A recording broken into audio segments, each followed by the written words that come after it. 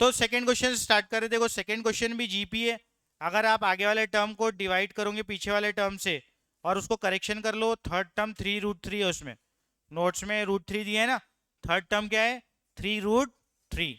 तो अगर आप 3 को √3 से डिवाइड करोगे तो आपको आर मिल जाएगा, और आर क्या मिला आपको √3। क्या मिला √3, क्योंकि ऊपर में ए हीरो ऊपर में क्या है 3 है।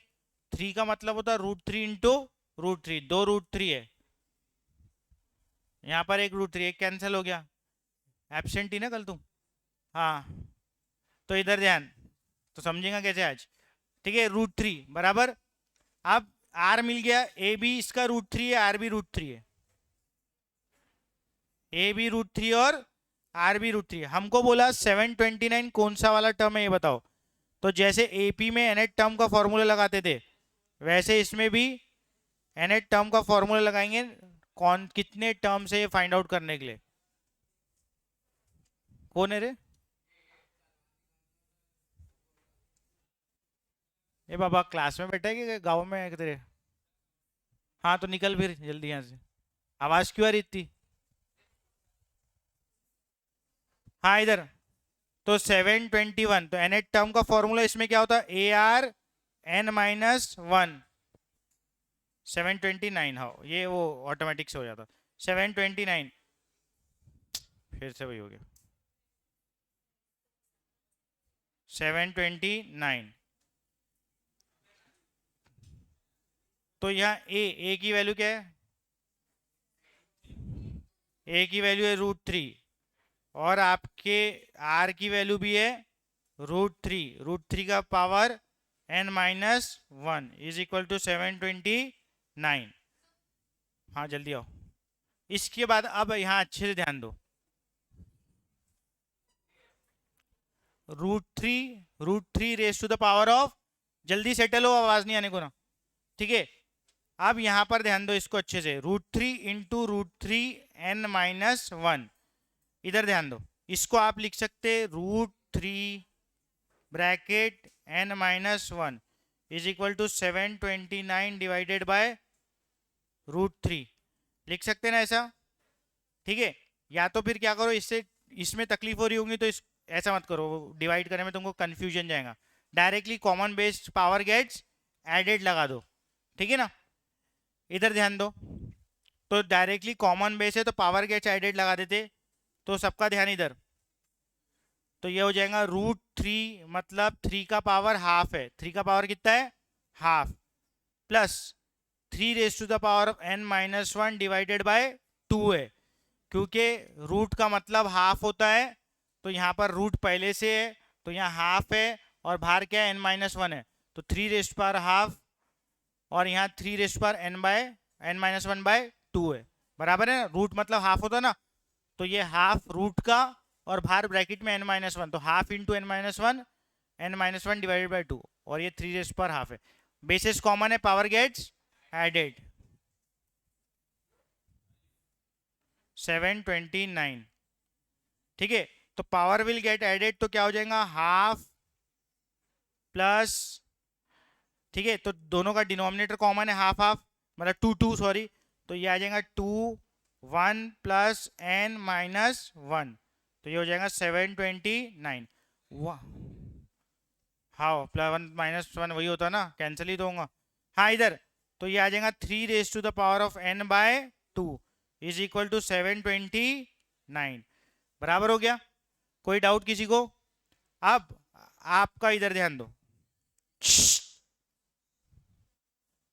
अब ये जो है n/2 है, यहाँ 3 का पावर n/2 है, और ये 729 भी 3 का पावर है, तो उसको 3 के पावर में लिखो, कितना 3 का पावर है 729, 5 है, 3 रेस पर 5, 729 3 रेस पर 5 है, 3 3 जा 9, 9 3 जा 27, 27 3 जा 81, 81 3 जा, ठीक है कितना होगा 243, कितना कौन से पावर तक के पहुंचे, ठीक है ज्यादा है ये। हाँ देख लो इधर, नहीं तो मल्टीप्लाई करके तुम देख सकते। ठीक है, ये 6 आएगा, कितना पावर आएगा 6, 5 नहीं 6 आएगा, ठीक है ना, 3 करोगे तो 729 पे कब पहुंचोगे? 6 पावर पे पहुंचोगे, बराबर। अब ये हो जाएगा, दोनों के बेस कॉमन है, दोनों के बेस क्या है? कॉमन, तो इनके पावर्स भी सेम रहेंगे, तो n/2 will be equal to 6, तो n की वैल्यू क्या आ जाएंगी? 12। देख लो क्वेश्चन एक बार। an का फॉर्मूला लगाए, an होता है AR(n-1), वो दिया था 729, a की वैल्यू √3 डाले, r की वैल्यू √3 डाले, n-1 √3 मतलब हाफ होता, रूट ऑफ सम पावर मतलब 2 नीचे आने वाला है, तो इसलिए n-1 डिवाइड बाई 2 करे, कॉमन बेस था तो पावर गेट्स एडेड, पावर को ऐड करे तो n/2 बचा, फिर ये 729 को भी 3 में कन्वर्ट करे। तुम लोग बहुत डिस्टर्ब कर रहे हैं, इधर आके बैठ तू फर्स्ट बेंच पे आ, जल्दी आ फर्स्ट बेंच पे आ, हाँ जल्दी आ, फास्ट, टाइम वेस्ट मत कर मेरा, नहीं तो मैं बाहर कर दूंगा। फर्स्ट बेंच पे आ, और तू भी इधर आ फर्स्ट बेंच पे, इधर जल्दी, ये यहाँ फर्स्ट बेंच पे और तू वाले फर्स्ट बेंच पे, जल्दी फटाफट, जब से 4-5 बार देख लिया तुम लोग को, सुधर रहे हैं तुम लोग। हाँ ठीक है, समझ में आ गया, क्लियर हो गया?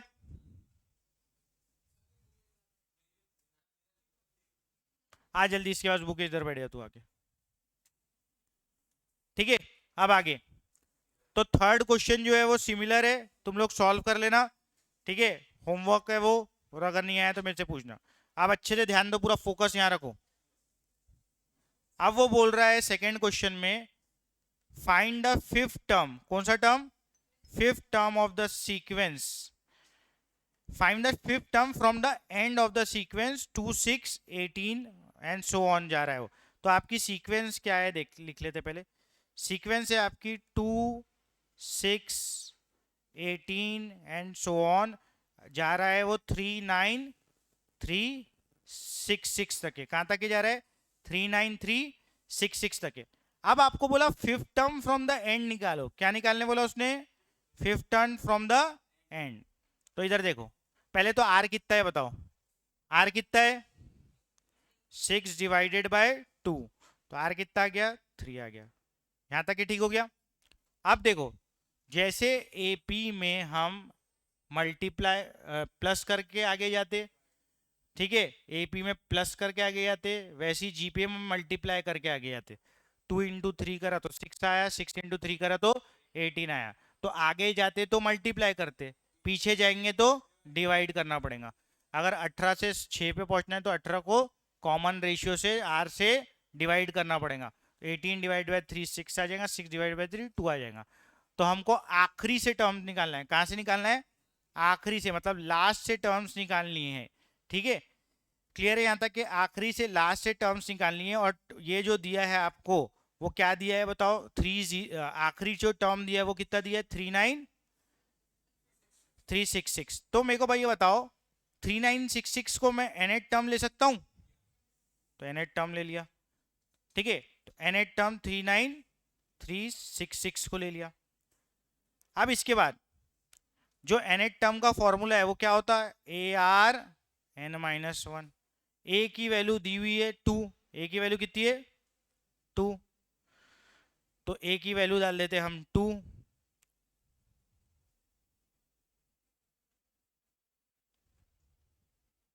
ए की वैल्यू डाल देंगे 2 हम, तो यहां जाएगा 2 इंटू आर की वैल्यू कितनी है?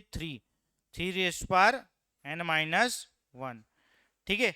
तो यहां क्या आ जाएगा बताओ? 39366, ठीक है। तो यहां पर अपने को नंबर ऑफ टर्म्स मिल जाएंगे। क्या मिल जाएंगे? नंबर ऑफ टर्म्स कितना है, कौन सा टर्म पे पहुंच रहा है वो।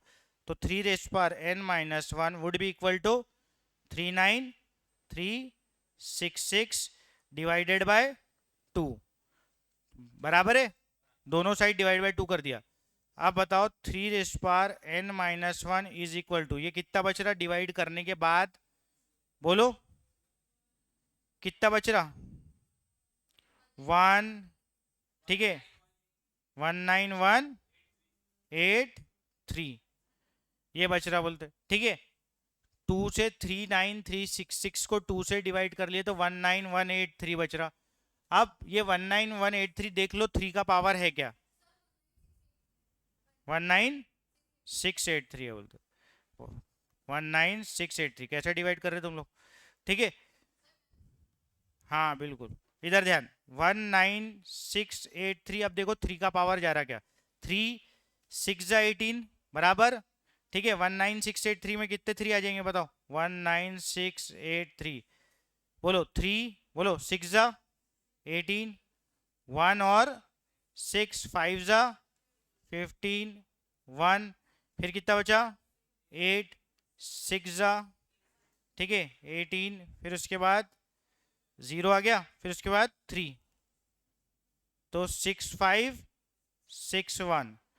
ऐसा करते करते थ्री के कितने पावर आएंगे बताओ बोला, थ्री टू जा, ठीक है, फिर थ्री वन जा, फिर कितना बचा, 26 बचा ना, एट जा जाएगा, फिर टू बचा, सेवन जा, फिर थ्री, सेवन जा, फिर टू जा, नाइन जा, बराबर है। और ये 729 तो ऊपर ही करे थे, छः पावर था ना, ठीक है, छः था पावर है ना, तो इसके डायरेक्टली हम 9 पावर लिख सकते हैं डायरेक्टली, समझे कि समझ में आ गया। तुम करोगे ना थ्री थ्री से, फिर से जाएगा फिर से जाएगा, ऐसा करके कितने कितने थ्री आएंगे, 9, कितने थ्री आएंगे, 9, तो 9, तो इसको लिख सकते हैं थ्री का पावर 9, और ये हो जाएगा थ्री का पावर n-1, तो n-1 कितना आ गया, 9, n-1 कितना आ गया, 9, तो n की वैल्यू आ गई 10, मतलब ये 10 टर्म है, मतलब क्या है, 10 टर्म है, समझ में आ गया। और हमको क्या बोला, find the fifth term from the and, पांचवा टर्म फ्रॉम द एंड, तो पांचवा टर्म फ्रॉम द एंड कौन सा होगा बताओ, ये 10 टर्म है आखिरी वाला, मत खोलना, मत खोलना इतने लेट, किसी को अलाउ नहीं कर रहे। हाँ, तो देखो ये है आपका 10th टर्म, ठीक है, 10th के पहले कौन सा आएगा, नाइन्थ, फिर एट्थ, फिर सेवेंथ, फिर सिक्स। तो अगर एंड से आपको फिफ्थ टर्म निकालने बोला, कौन सा टर्म निकालने बोला, fifth term from the and, तो कौन सा टर्म निकालना है आपको, सिक्स टर्म निकालना है, कौन सा टर्म निकालना है, सिक्स। तो ए सिक्स का फॉर्मूला लगा देंगे, फिर क्या करेंगे, ए सिक्स का फॉर्मूला लगा देंगे, तो आपका fifth term from the end निकल जाएगा। तो ए सिक्स का फॉर्मूला लगा देता, a six will be equal to a r, बोलो सिक्स माइनस वन, पाँच, एक कम, जैसे एक डी कम रहता इसमें आर का पावर एक कम रहता, तो a six will be equal to, a कितना था, टू इंटू आर का पावर फाइव है, तो आर कितना निकाले अपने, थ्री, तो थ्री का पावर फाइव, तो थ्री का पावर फाइव मतलब टू इंटू थ्री का पावर फाइव कितना हो जाएगा, 243, ठीक है ना, 243 बराबर है, तो 243, तो कितना आ जाएगा ये, 486, तो ये आंसर है। चलो लिख लो फटाफट इसको, लिख लो, और कुछ भी डाउट रहेगा तो पूछ लो। हाँ, लिख लो इसको।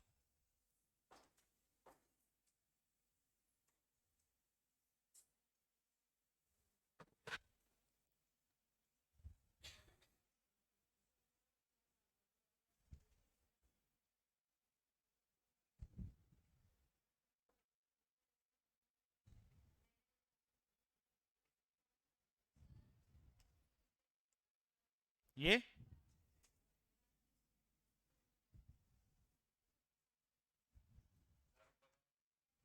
एक बोल रहा नीचे, एक बोल रहा ऊपर, ये लो लिखो जल्दी फटाफट। इसको एक और टेक्निक से करेंगे अपन, थोड़ा शॉर्ट हो जाएगा वो, पहले एक लिख लो फिर दूसरी टेक्निक बताता।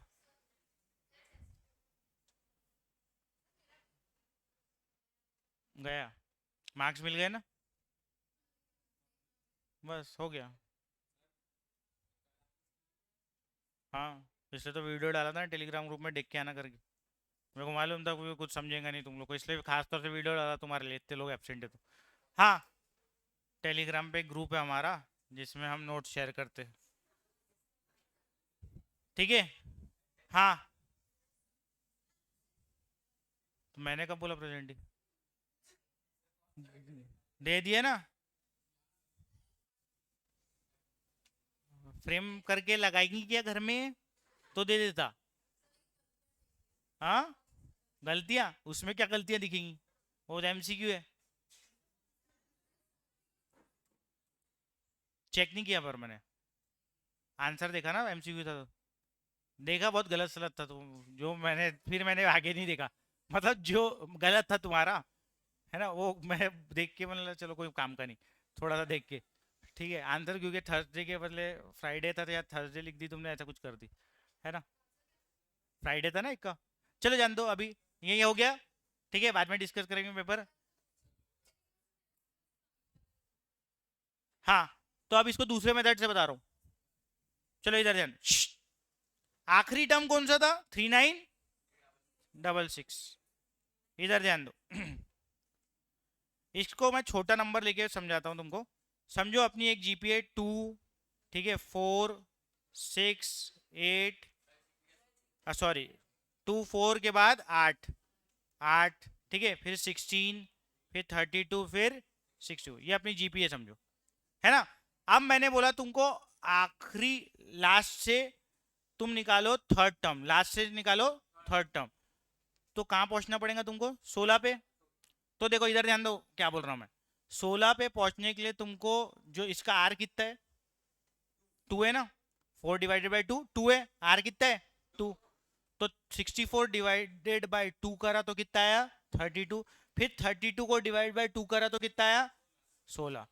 तो मतलब आपको आखिरी से थर्ड टर्म पे पहुंचना है, इधर ध्यान, आखिरी से थर्ड टर्म पे पहुंचना है, तो 2 बार आर से डिवाइड करना पड़ेगा, कितने बार, 2 बार, कितने बार डिवाइड करना पड़ेगा आर से, 2 बार। आखिरी से चौथे टर्म पे पहुंचना है तो 3 बार डिवाइड करना पड़ेगा, कितने बार, 3 बार, बराबर है ना। देख लो, divide by 2 divide by 2 divide by 2, ऐसा 3 बार करोगे, मतलब 64 डिवाइड बाय 2 करोगे 32, 32 डिवाइड बाय 2 करोगे तो कितना, 16, 16 डिवाइड बाय 2 करोगे तो 8, मतलब आखिरी से चौथे में 3 बार, आखिरी से पांचवें में कितनी बार, फिर 4 बार ना, ऑब्वियसली कितने बार, 4 बार, ऐसे ही चल रहा ना, ठीक है। तो आखिरी से दूसरा होना तो कितने बार डिवाइड कर रहे हैं, 1 बार। तो ये फॉर्मूला कुछ बनते हुए दिख रहा दिमाग में, मतलब लास्ट टर्म को आप डिवाइड करेंगे, क्या करेंगे लास्ट टर्म को डिवाइड, और कितने पावर रखेंगे आर का, जो टर्म होना लास्ट से उससे एक कम पावर, जैसे लास्ट से दूसरा टर्म होना तो सिर्फ आर से डिवाइड होगा ना, लास्ट से तीसरा होना तो आर के स्क्वायर से डिवाइड होगा, किससे, आर के स्क्वायर से। तो ये फॉर्मूला लिख सकते हैं आप, अगर लास्ट से टर्म निकालना है आपको, अगर आखिरी से टर्म निकालना है, तो अभी हमको कहां से कहां जाना था, 64 बोलो क्या था, 39366, 39366 से मेरे को कितने टर्म पहले जाना था, 5 टर्म, तो कॉमन रेशियो क्या था, और मेरा कॉमन रेशियो क्या था 3, तो 3 का कितने पावर से डिवाइड करना पड़ेगा 4, 3 से 4 के पावर में डिवाइड करेंगे तो बराबर तुम पहुंच जाओगे, ठीक है ना। तो ये हो जाएगा 39366, 3 का पावर 4 कितना हो जाता, बोलो 50, 3 3 जा 9, 9 3 जा 27, 27 3 जा 81, तो इसको 81 से डिवाइड करो, सेम आंसर मिल जाएगा। क्लियर हुआ। तो इस तरीके से तुम डायरेक्ट निकाल सकते, इतना लंबा चौड़ा करने की जरूरत नहीं, डायरेक्ट कैसे निकाल सकते, एक फॉर्मूला बना लेते, last term divided by R का पावर, बोलो n-1, पांचवा टर्म होना तो 5-1, छठवा टर्म होना तो 6-1, बराबर हो गया।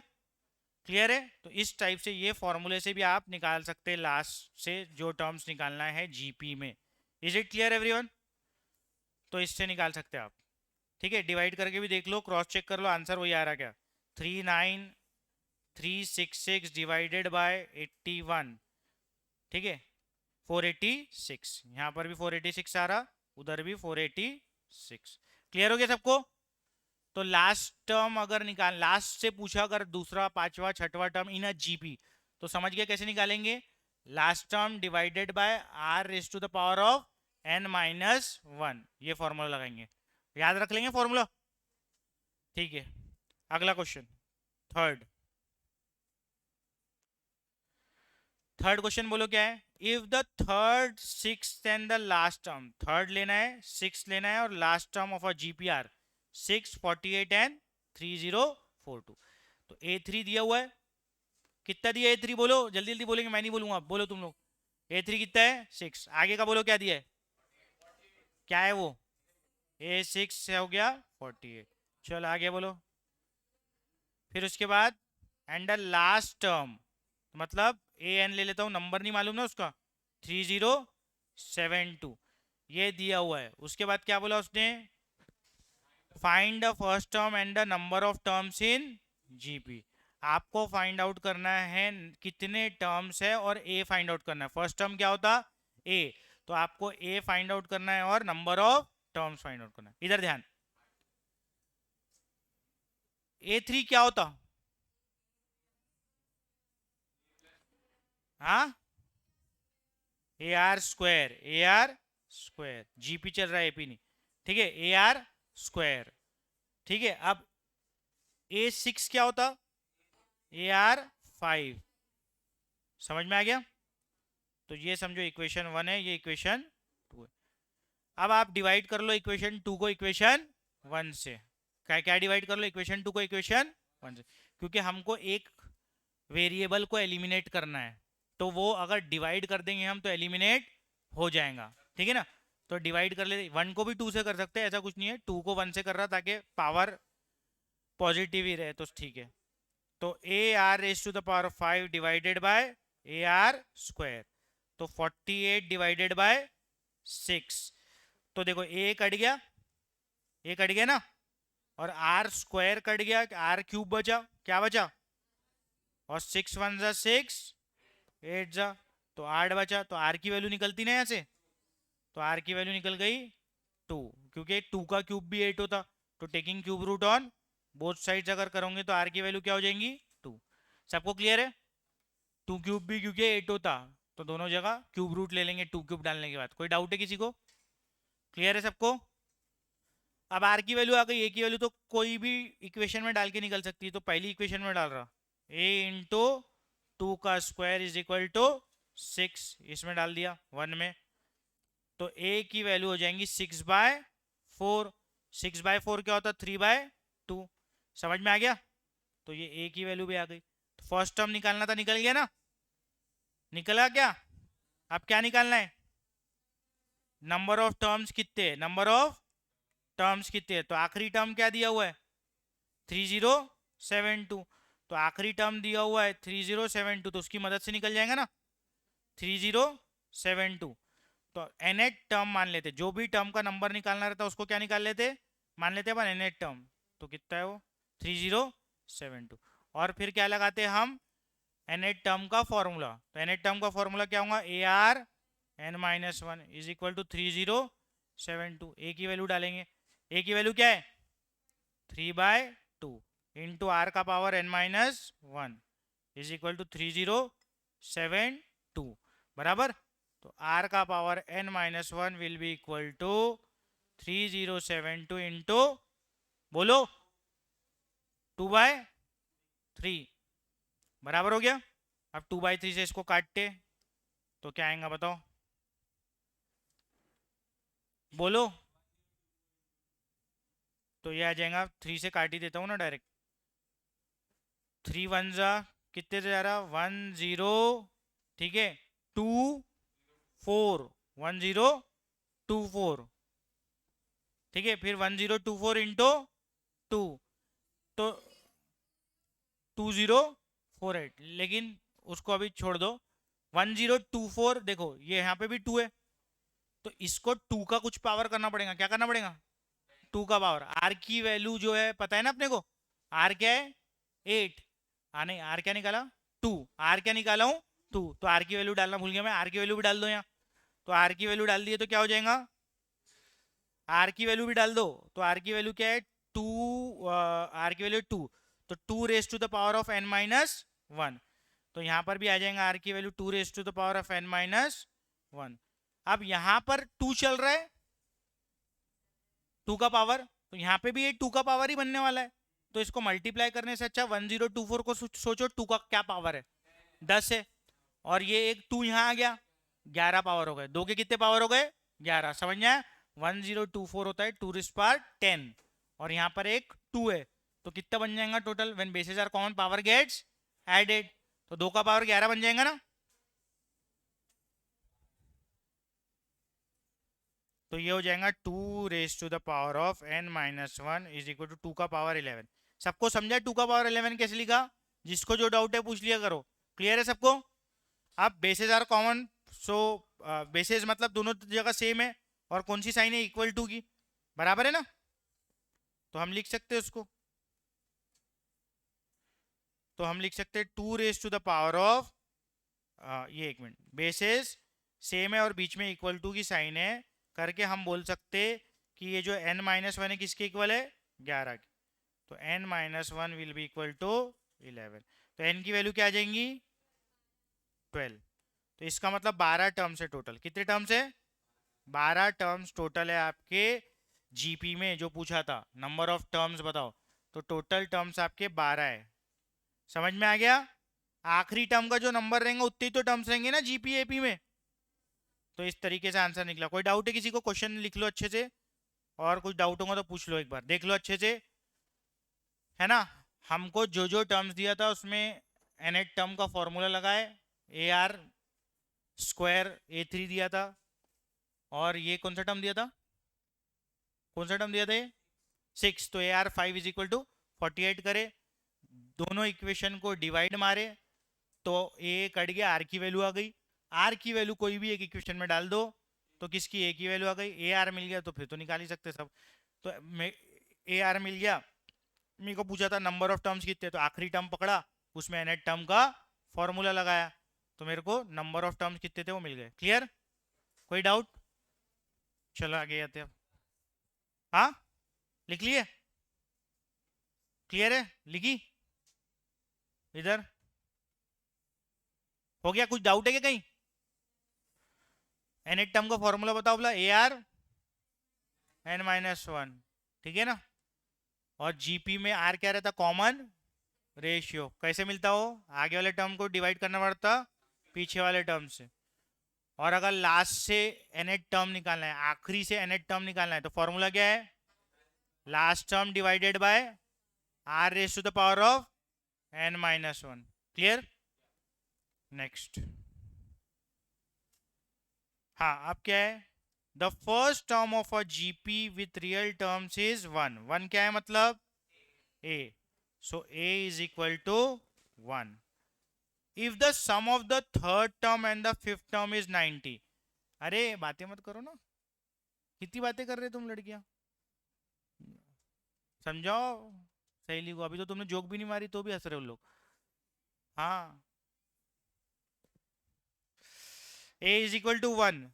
अब कौन सा टर्म बोल रहा? If the sum of the third term and fifth term is equal to 90, बराबर, ये दिया हुआ है। Find the common ratio and find the common ratio of the GP, बराबर। कौन सा term? Real term. Real term मतलब जीपी रियल है।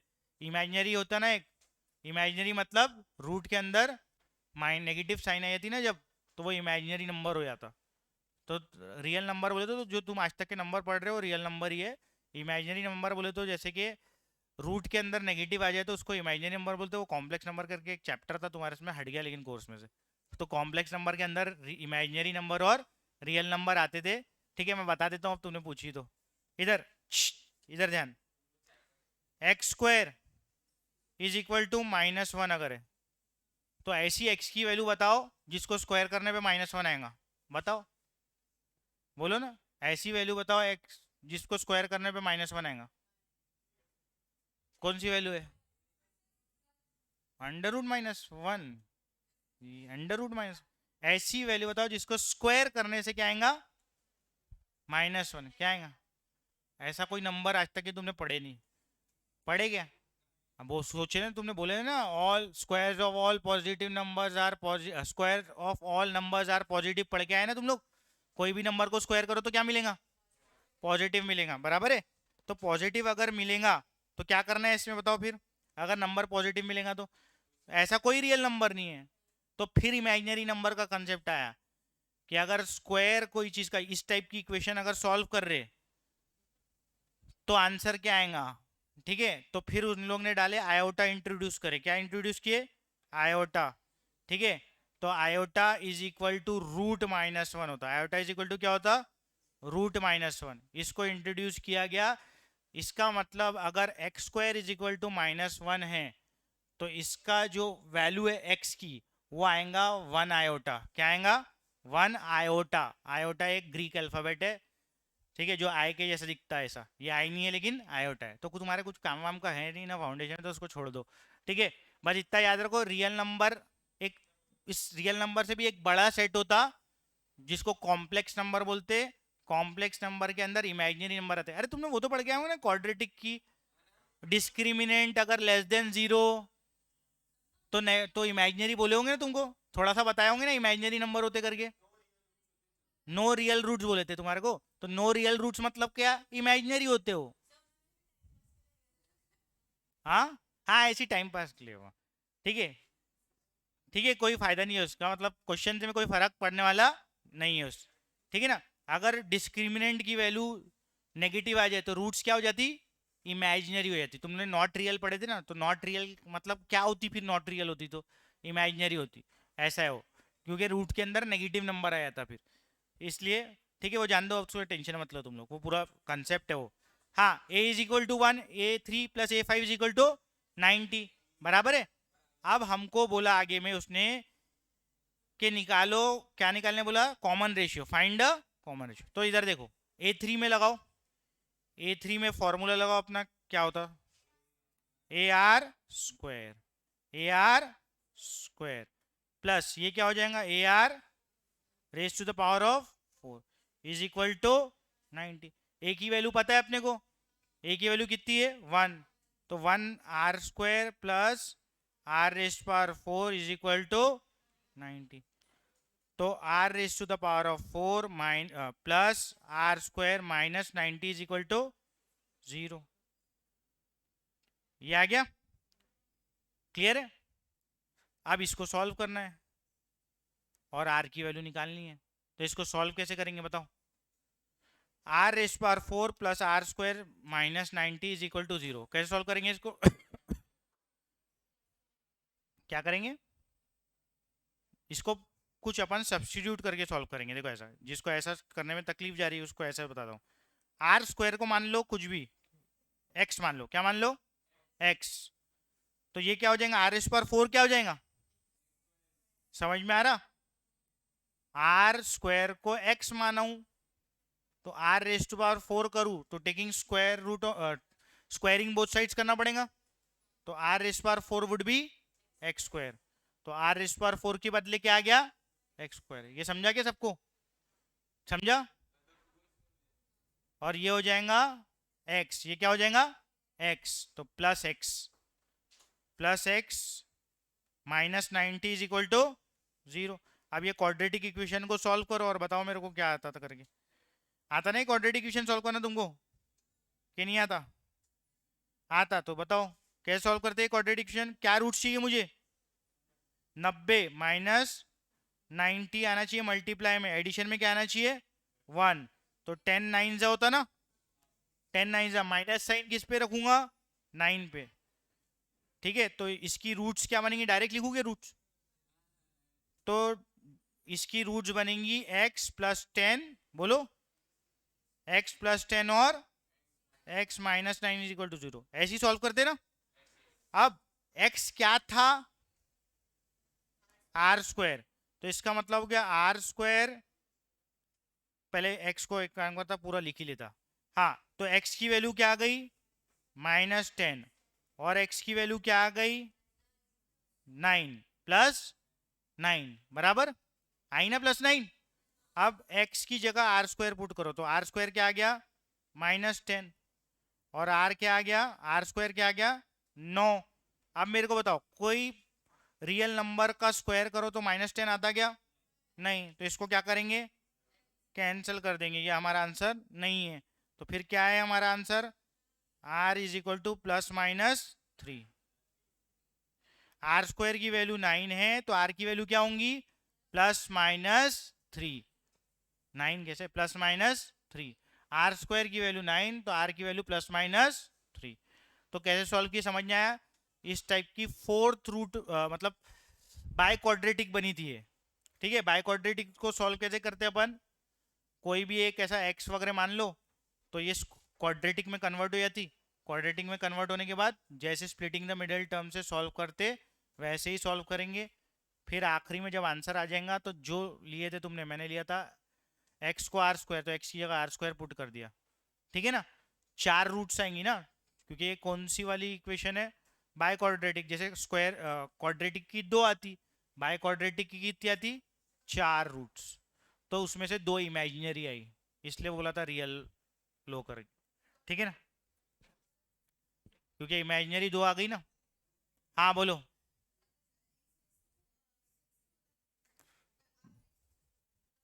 कहाँ पर, यहाँ आर इस बार 6, और फिर यहाँ क्या रहता, आ, वैसे भी नहीं होता। यहाँ आर इस बार 6 रहेगा तो यहाँ आर क्यूब डेफिनेटली आएगा, तो फिर वो तुमको x equal to R cube लेना पड़ेगा। आ सकता, फिर वो ट्रायल एंड एरर से करना पड़ेगा। ट्रायल एंड एरर से करना पड़ता, वैसे क्यूबिक इक्वेशन की पहली रूट तो ट्रायल एंड एरर से ही निकलती ना, तो वो पुट करके देखना पड़ता उसमें। 1 डालो 0 आ रहा क्या देखो, 2 डालो 0 आ रहा क्या देखो, -1 डालो, ऐसा करके। तो ट्रायल एंड एरर से सॉल्व होती हो। और फिर सिंथेटिक डिवीजन करना पड़ता। ठीक है, सिंथेटिक डिवीजन पढ़े है कि तुम लोग ने? हाँ, तो फिर सिंथेटिक डिवीजन करना पड़ता। स्टेट में है सिंथेटिक डिवीजन, है ना, जहाँ तक कि मेरे को याद आ रहा। कोएफिशिएंट, हाँ कोएफिशिएंट लिखते है, वो भूल जाते तुम लोग, पढ़ के याद थोड़ा ना रहता तुमको। ठीक है, इधर ध्यान दो।